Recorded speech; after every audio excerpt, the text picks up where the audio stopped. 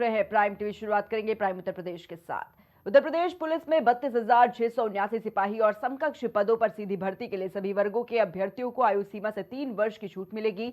इस फैसले से अधिकतम आयु सीमा के दायरे से बाहर होने की वजह से आवेदन नहीं कर पा रहे अभ्यर्थियों को इस बार आवेदन का अवसर मिलेगा। 31 जनवरी से शुरू हुई भर्ती की लगातार आयु सीमा बढ़ाने की मांग जो है वो की जा रही थी और इसे देखते हुए मुख्यमंत्री योगी आदित्यनाथ के निर्देश पर अधिकतम आयु सीमा में छूट का फैसला एक बार के लिए लिया गया और इस संबंध में गृह विभाग की ओर से जारी शासनादेश के मुताबिक आरक्षी नागरिक पुलिस, आरक्षी पीएससी, सशस्त्र पुलिस, आरक्षी विशेष सुरक्षा बल, महिला बटालियन के लिए महिला आरक्षी, आरक्षी घुड़सवार पुलिस और जेल वार्डर पदों के लिए सभी वर्गों के अभ्यर्थियों को आयु शिथिलीकरण का अवसर जो है वो एक बार से दिया जा रहा है और यह निर्णय उत्तर प्रदेश लोक सेवा नियमावली 1992 के नियम 3 के तहत ली गई है।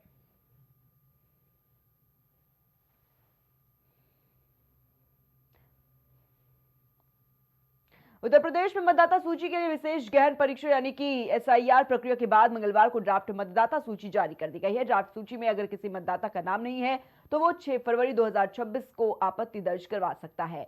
नए नाम तक दर्ज कराने और नाम कटने वाले मतदाता को फॉर्म 6 भरना होगा। अगर आपका नाम खुद 2 बार आ गया है या फिर किसी के नाम पर आपत्ति है या फिर किसी का निधन हो गया तो उसके लिए आपको फॉर्म 7 जमा करना होगा। तो वहीं संशोधन के लिए फॉर्म 8 भरना होगा और इन फॉर्म्स को ऑनलाइन या ऑफलाइन दोनों तरह से जमा किया जा सकता है। इन फॉर्म्स के साथ आपको बर्थ सर्टिफिकेट, एड्रेस और पहचान प्रमाण पत्र जरूर देना होगा। आवेदनकर्ता को सबसे पहले अपना नाम भरना होगा जिसमें राज्य की आधिकारिक भाषा में नाम, अंग्रेजी में बड़े अक्षरों में नाम, उपनाम और हाल के बिना हस्ताक्षर वाली पासपोर्ट साइज फोटो शामिल है और इसके बाद किसी एक रिश्तेदार का विवरण देना अनिवार्य है जिसमें पिता, माता, पति या पत्नी में से कोई एक और अनाथ होने की स्थिति में कानूनी अभिभावक या तीसरे लिंग के आवेदक के लिए गुरु का नाम शामिल किया जाएगा। रिश्तेदार का नाम भी राज्य की भाषा और अंग्रेजी दोनों में भरना होगा। आवेदन में संपर्क विवरण के रूप में मोबाइल नंबर और ईमेल आईडी दोनों होगी और इसमें आवेदक अपना मोबाइल नंबर और ईमेल आईडी दे सकता है या फिर संबंधित रिश्तेदार का मोबाइल नंबर और ईमेल आईडी दर्ज की जा सकती है। इसके बाद आधार से जुड़ी जानकारी भरनी होगी जिसमें या तो आधार नंबर दर्ज किया जाएगा या ये घोषणा की जाएगी कि आवेदक के पास आधार उपलब्ध नहीं है।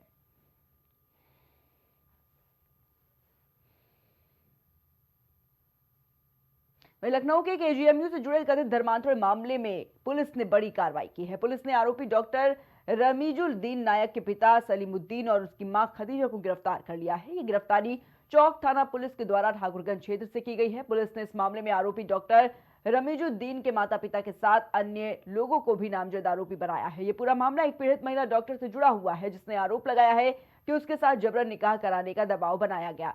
शिकायत के आधार पर पुलिस ने जांच शुरू की और सबूतों के आधार पर यह कार्रवाई की गई।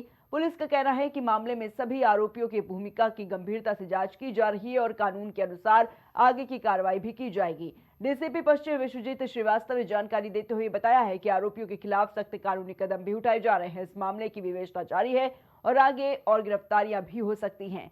पुलिस ने पीड़िता की तहरीर के बाद मुकदमा दर्ज किया था। तो वहीं पुलिस ने अपनी प्रेस रिलीज में बताया है कि महिला को शादी का झांसा देकर उसके साथ बार बार दुष्कर्म हुआ और उसकी बिना सहमति के गर्भपात कराने जैसे अपराध में शामिल होने वाले 2 आरोपियों को गिरफ्तार किया गया है। इस मामले पर केजीएमयू ने भी साफ कहा था कि पीड़िता की जो सिक्योरिटी की चिंताएं बताई हैं उनके बारे में हमने उसे 24 साथ एक महिला गार्ड दी थी और जब वो डिपार्टमेंट में होगी तो खास निगरानी रखी जाएगी ताकि कोई भी संदिग्ध व्यक्ति उस तक ना पहुंच सके क्योंकि वो कैंपस में बाहर रह रही है। यह भी कहा कि हमने उससे रिक्वेस्ट की है कि अगर वो चाहे तो कैंपस में शिफ्ट हो जाए। हम उसे स्टाफ क्वार्टर भी देंगे जहां वो अपने पिता या जिसके साथ चाहे रह सकती है।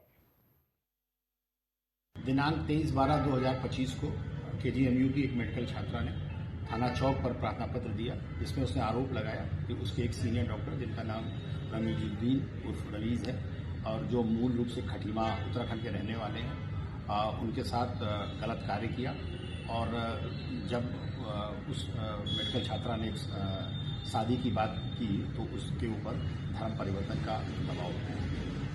इस प्रार्थना पत्र पर तत्काल अभियोग पंजीकृत कर इंस्पेक्टर चौक नागेश उपाध्याय को विवेचना सौंपी गई। इस पर विवेचक ने अपने साथ संकलन के दौरान ये भी पाया कि एक अन्य मेडिकल छात्रा के साथ भी इसी तरह का कार्य रमीजुद्दीन ने किया था।